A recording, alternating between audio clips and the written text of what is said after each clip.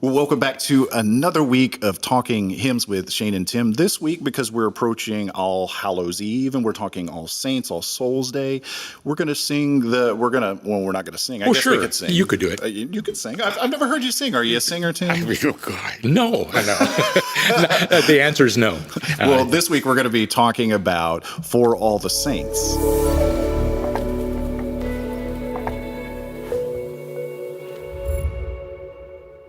For All the Saints, which is lyrically drawing from Hebrews 12, the surrounded by a great cloud of witnesses and a description of all the things the saints do. It is written by William Walsham Howe. And let's see, 1864 is when that hymn, another Brit writing a hymn.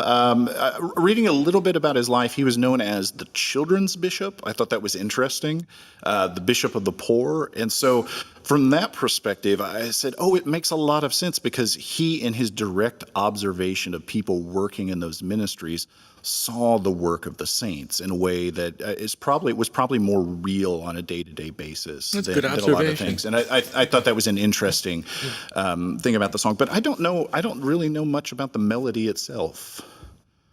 Well, I know a couple things. Okay. Well, that's why we're having this show. Yeah. Exactly.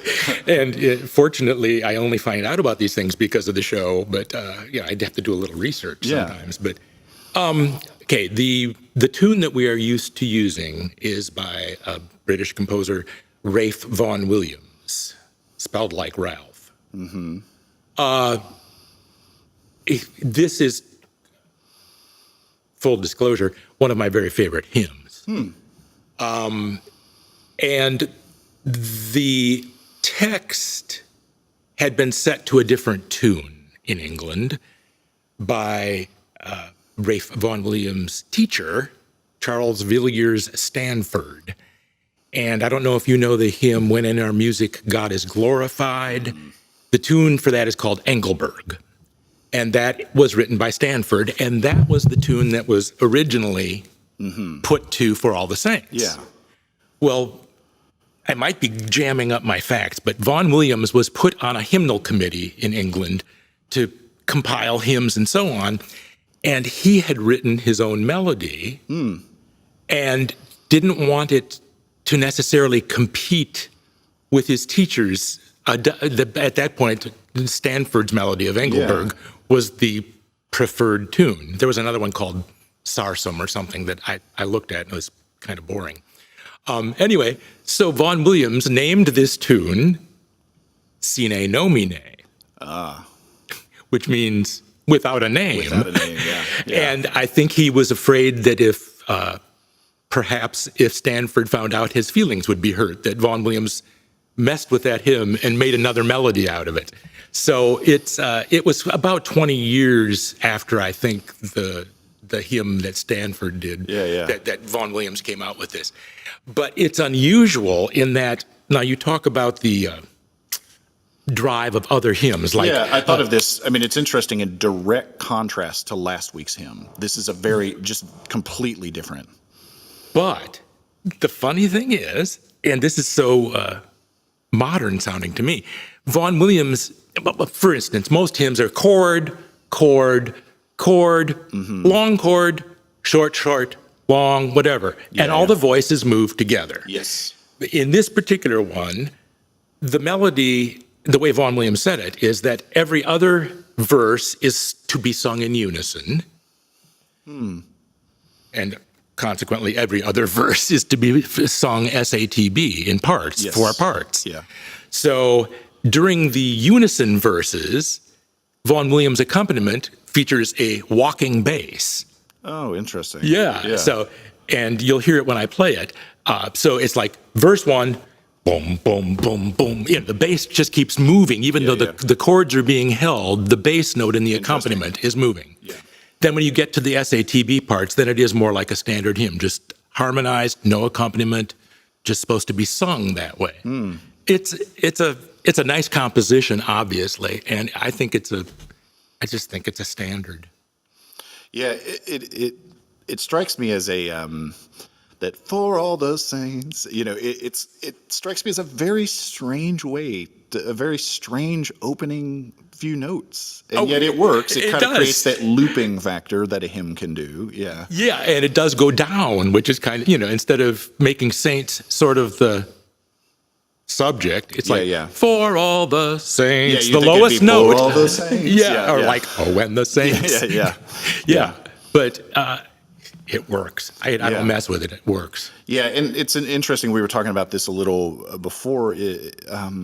It is an interesting hymn in the sense it's tied to a day, not an entire liturgical season. And so it is appropriate to sing at other times because we're surrounded by a great cloud of witnesses, as Hebrews 12 would say.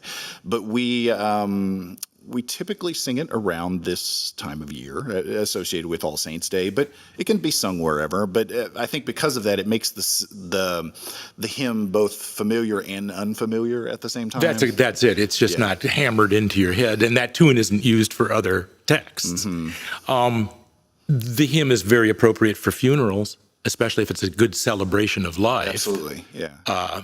But again, how often do you go to a funeral? Well, anyway. I've done very few with it because I mean, you have your Let's Sing Amazing Grace or Come Thou Fount or all your sort of standard, and those are certainly absolutely appropriate, but as well as this song would be for sure. Yeah. Who from their labors rest. From their labors rest. Yeah. I just think it's lovely. Yeah, I was telling Tim a little bit before. I think this is one of these songs, if you've not sung it before, the melody kind of throws you a little bit because the rhythm is not as straightforward. And of course, we were talking about that, but it's one of those, I didn't grow up necessarily in a highly liturgical tradition. And so as I started singing this song, I was like, I really like this song. I wish I could sing it better. Right. Yeah, it's got a range to it and a couple leaps, but I don't know. It's considered a march, basically, the way that he has done that walking bass. It's considered a march-like kind of for all the saints, which gives it another slant. Yeah. Well, here it is, For All the Saints.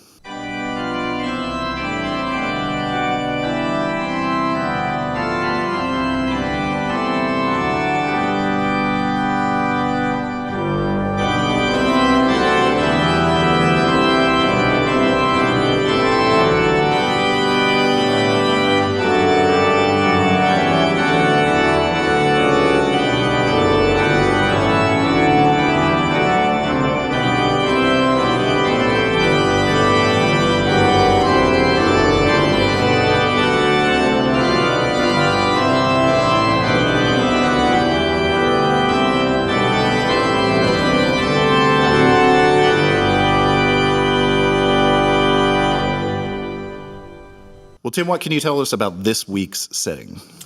I had to scramble to get one, thank goodness for a friend who loaned me a copy of a setting of it, and the composer's name is Hutchins, I believe. Never heard of him before. I feel like this. I feel that this sort of series we're doing together here is piquing more than just your brain on hymns, because we're reaching out to networks to connect with people, and we're like, oh, I have this. Oh, I have this. Yeah, exactly. And it's been sort of like a commune or something. Mm-hmm. I've been really re-inspired by doing these hymns. It's very good. Yeah, I like doing it, and I like remembering the whole point behind the hymns. And I like pushing myself to learn some new pieces every now and then. Yeah. So this setting, a friend of yours you'd have trouble finding one. A friend of yours found one for you. Said, yeah, this is the only one I can find, is what he said. And I thought, well, that's one more than I could find. Yeah. And I've got a pretty good library back there. And he said too the same thing. It's probably because it's not seasonal, so there aren't a lot of composers or arrangers that have messed with it. And I think also it's just such a sacrosanct kind of melody. You think, how can I improve on this? I don't know that I can make this any better somehow. This seems like a hymn that would end up in a medley, but not necessarily have its own unique setting. Right. And I got to say, this piece, I've liked learning it. You may have trouble finding the melody in it at times. It's sort of like almost like a fantasy. You can hear the da da da da. You hear that motif coming back every now and then, and the melody does come through, interspersed with a lot of stuff in between. And yes, and some footwork at the end, which I wish I didn't have to deal with. Yeah, it is interesting knowing the whole history of this. A teacher writes it, the student writes a different melody for it, and yet all this time the rewritten melody becomes so standard and so anchored in this. There's not a lot of interpretation. So Sine no Name has been cemented in time as the definitive version. Yeah. Correct. Yeah. Correct. Well, here it is.